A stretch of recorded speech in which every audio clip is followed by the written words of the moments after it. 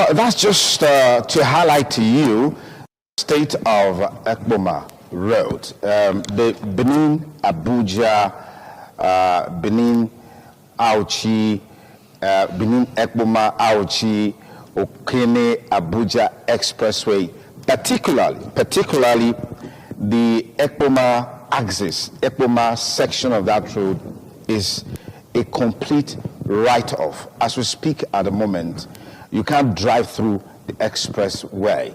It's completely dilapidated. You can't drive through it. You can't. And if you have to go through Ekpoma Township, that means within the next few weeks or months, those roads also will go back because of the pressure. All right, so we expect that the Federal Road Maintenance Agency, the Federal Ministry of Works, Housing, will also expedite action on that road. The contractors awarded those contracts should wake up from their slumber and get to work. If you look at a certain section of that road, serious attentions are being given to them. But for the Ekpoma axis, nothing is happening. Practically nothing is happening. So we hope that we'll be able to connect with Comrade Prosper Iyeri and Comrade Jude Obasumi so we can talk with them much later in the show. But at this point in time, let's get to talk about culture, ethnic and historical linkages, what we can do to explore all of these to make better impact in the society that we live in. And I have with me in the studio I'll call him, I like to call him a cultural activist, but he's the coordinator of Association of Great Benin Descendants. Thank you for joining me. It's always a delight to have you here. Thank you very much. Yeah, I mean, what is it about your passion when it comes to issues, traditional issues, ethnic issues, historical issues? What is it about it as it relates to passion from you? Well, not too far-fetched. It's my university upbringing. Okay. I schooled in the University of Ileife. Okay. As a Benin person, when you school in prominent universities, most especially those ones domiciled in Ileife, yeah, you get to hear things about the relationship between Benin generally with the Ileife people. And so if you're conscious enough, you want to know what was that historical linkages. So I heard a couple of times of that historical connection between the Benins and the Ileife people, most especially the royal house of Benin, yeah, and the Ileife people. So okay, I wasn't satisfied with all of those talk that I heard from the Yoruba historians and Yoruba people generally. Okay. So I picked interest basically in history, and it's been headway since, and then have been sort of a cultural activist, like you said, yeah, and then trying to bring the real history, setting the history in the right perspective to our people so that they can actually understand what history is all about and okay, how the old Benin society had sway, yeah, and how they were able to create an empire that the world envied, yeah, and then how we could be able to bring the socio-cultural of the old and yeah, try to instill it because of the moral decadence in the society today, in present-day society. So okay, these are some of the specs of the things I've wanted to look into critically, yeah, and touched. And in course of doing that, I choose another novel path. I discovered that if the Benin Empire was that huge until it was wrongfully invaded in 1897 by the British, yeah, what could have happened to that vast empire? Yeah.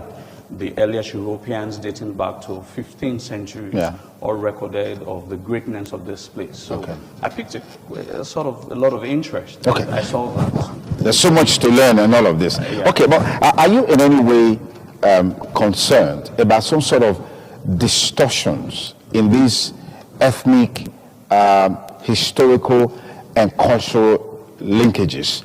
I've heard some historians, maybe they want to be phony, they try history, so you cannot really establish that pathway the way it was originally. Are you bothered about that? If you are, what are you doing to see how we can bridge that gap? Well, I think it's more of like, first, as an historian, they tell you that there's a dynamism in history. Okay. There is not an ultimate history teller. All right. Every history that you see, there are elements of biases. If I'm going to write a Benin history, I'm going to write according to what I feel works for my people, rather than put it straight. Well, there are a lot of historical fallacies that have been propagated all these years against the Benin people, notably the Yoruba people, for example, where they postulated that the Benin kings all hailed from Ile-Ife, and all of these things have been found to be untrue because we've had superior knowledge. The reason that these things had sway, they were privileged to use the Western education to sort of subvert these historical truths for quite some time, until the Benin people in the 60s and 70s started to get acquainted with a press and starting to use a printing press to also counter these fallacies. So, but in all of these, I've, since 2016, I've been a very crucial historical crusader. I've changed the perception of quite a lot of Benin people to actually know the truth of the true reality of the history that was possessed, and not the fallacy that has been propagated for years that for whatever reasons that some of our ancestors accepted and couldn't counter. Until I think the greatest, I will always say that one of the greatest achievements that Obaride said memory was his legendary book that was published in 2004. I Remains Our Obedient Servant. Therefore, he stated it clearly of the parentage or the heritage of Oduduwa and how he was a Benin prince and all of that. So since that 2004, there have been this uprising of young Benin intellectuals to try to from the ideas of the chief custodian of our heritage.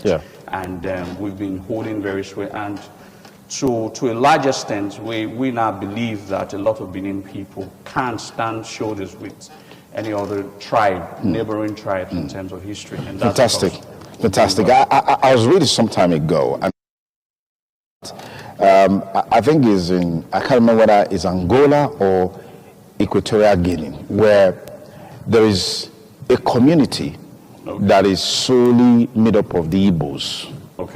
Apparently, it's possible we had an Igbo person who migrated to that place, stayed there and established himself and has created that community. What is the level of linkage between that community and the eastern part of the don't know.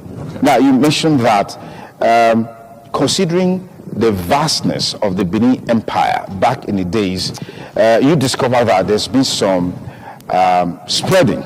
So what is the level of linkages to be able to have that uniformity, that unity, forge a common front, and ensure that these linkages, we can tap into it, exploit for mutual benefit? Well, there has been since 2017, when I first discovered that the letter was written by the Ikwere people. Which the present governor of River State is from, Nyesom Wike, of their Benin heritage. So the Ikwere people, they are from Benin? I saw that letter. I read history at the Institute for Benin Studies.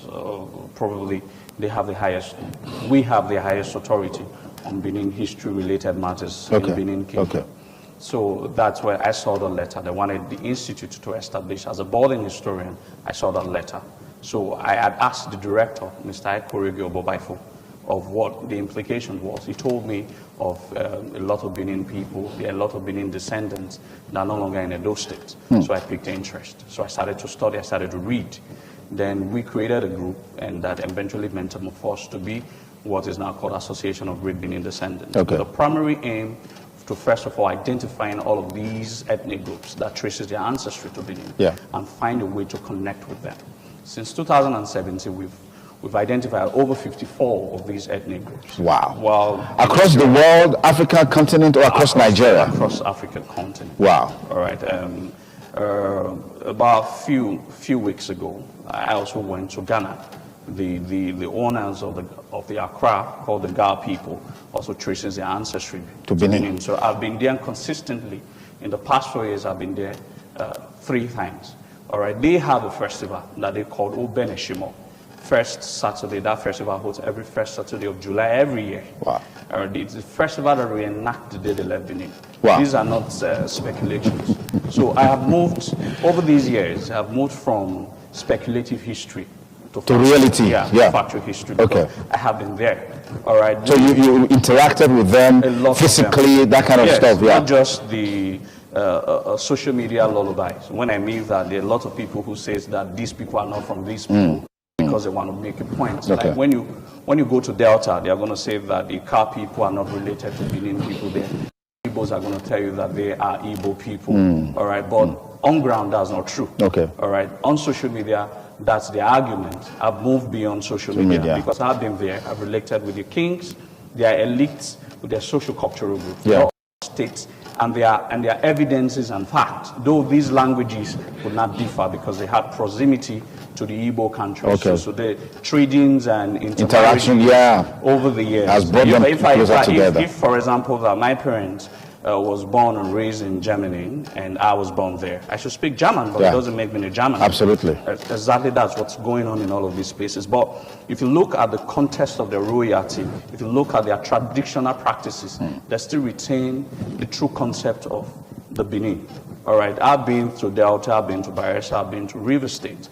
Almost about 85% of the entire population of River State is Benin. We have almost 50% in Bayelsa. The 2 ethnic groups are on Yenagwa, the AP and the Artises. Yeah. They are Benin people. They trace their ancestry to Benin. So all of these facts have been emasculated over the years for about 5 years. So I have a feed, I've done a feed research, and I have a knowledge of a field researcher for this past 5 years. So when I speak on some of these issues, I'm not speaking as one juvenile, I'm speaking as an authority because I've had close relationship, I've had close rapport with these people. And there are empirical facts to back them up. Exactly. Okay. All right, when you want to talk about River State, for example, the 3 major ethnic groups that owns River State, that has the highest population of River State, are called Ekbeye, the Ogba people, and the Ikwere. All right. Now the Ekbeye, they had the same father called Akalaka, who was a Benin warrior that migrated from here, and even married a Benin woman. All right. During the transition, all right, he gave birth to the first, the second son, and the last child was Uwiriona. All right, Iwuroha, rightly called, but because when the colonialists came, and sometimes in the 40s, there was this language barrier, and the translators were majorly Igbos who could translate the Ikwere language, the Iwuroha original language, to the British. And they kept saying Unkwere, they kept saying Unkwere and Unkwere and Unkwere.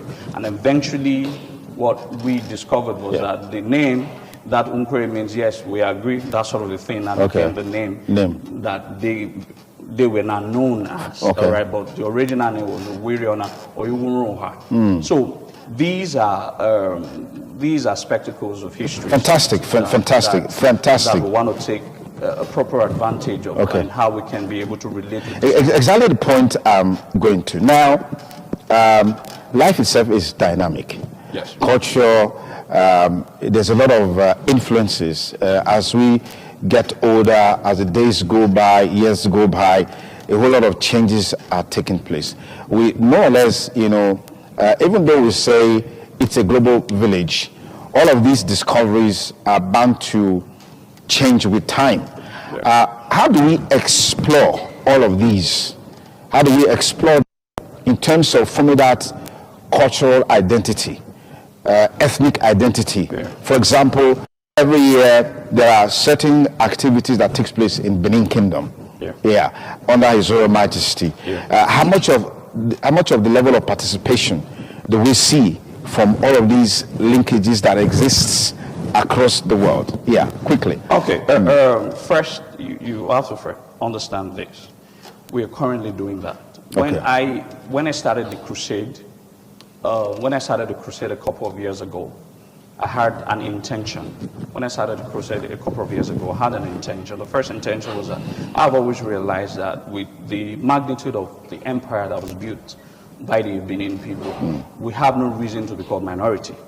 Oh. We have no reason to be called minority. Okay. We are minority because we have divided ourselves, and with the concept of these more than ethnic identification. Okay. All right. So in the old, we're all called Benin people because we're covered with the same umbrella of Benin. It doesn't really matter. So the people that are referred to as the Benin people today, we're not the only people who made Benin or who made Benin Empire. Yeah. The Esans were part of it. Absolutely. The Esakos were part of it. The Urobos were part of it. The Isokos were part of it. Yeah. The Ekbaye were part of it. The Shakiris were part of it. Jones and all of that. Yeah. So now, when the British came, they brought a quota system that divided us. All right, we now begin to see ourselves as Urobo, Isoko, Benin, Esan, Esako. But in the old, we were all identified with one name, Benin. Yeah, Benin. All right, so if we now consciously understand the politics that played against us by identifying ourselves again as Benin, it doesn't take our modern day a tribal identification from us. If you identify yourself as being Benin, it doesn't make you less of an Esan. It's the bringer umbrella that covers all of you. Okay. Yoruba is a very good example. If you look at Yoruba as an ethnic group, what the name was is sort of an ethnic identification. It doesn't portray the heritage of these groups. Yeah. And Ekitima has a different history from an Ibadama. And Oyoma has a different history from an Ilajema. Yeah. And Egbama has a different history from an Ifema. But the wisdom of Awolowo, he needed to bring these people a name to self-identify these people as one, came as Yoruba, even if they had different history that relate them to different heritage.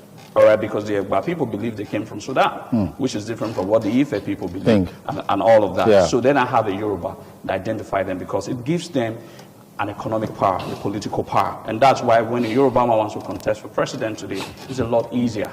A Benin man cannot come out to contest for president today because we're a minority. Yeah. But if we come together. We become stronger. We become stronger. Yeah. And the question that you've asked, what have we done? Bigger, because the first time since all of these years, the Oba of Benin is going to be inviting all of these kings to Benin to participate in the Igwe festival. So we've been able to convince His Royal Majesty the real ideas behind this. There's a need for us to come together. There's so much that we can benefit in terms of economy, in terms of politics, in terms of socio-cultural existence. So, and these are some of the things that is currently under the pipeline. And we're very proud that this year the world is going to come to stand still. The ideas that we've been working on for this past 5-6 years. All right. Master, I want to thank you so much for coming on the program. Thank you. I mean, when someone look at you, probably because you're a young man, you know, it'd be very difficult to have this kind of comprehension about the level of depth and the level of, information at your disposal about ethnic, cultural, and historical linkages, particularly under the platform of Association of Great Benin Descendants, which of course you've been using to see how you can harness the potentials in these linkages. Thank you so much for coming on the program. Any parting words? Words I want to say is that we are not minorities, we are majorities if we begin to look beyond what the individualism and look at the collectivism as relates to all of us working together. There's so much advantage that we can collect. Thank you very much. Thank you so much. It's still TMI Thursday. We'll take a short break and then we'll be talking with one of the striking group in the university system that has called off the strike. They've resumed work. Celebration in that regard. We'll be talking with Comrade Osawa in a moment. I told you it's a loaded edition of the program. Please stay with us. We'll be back with you shortly.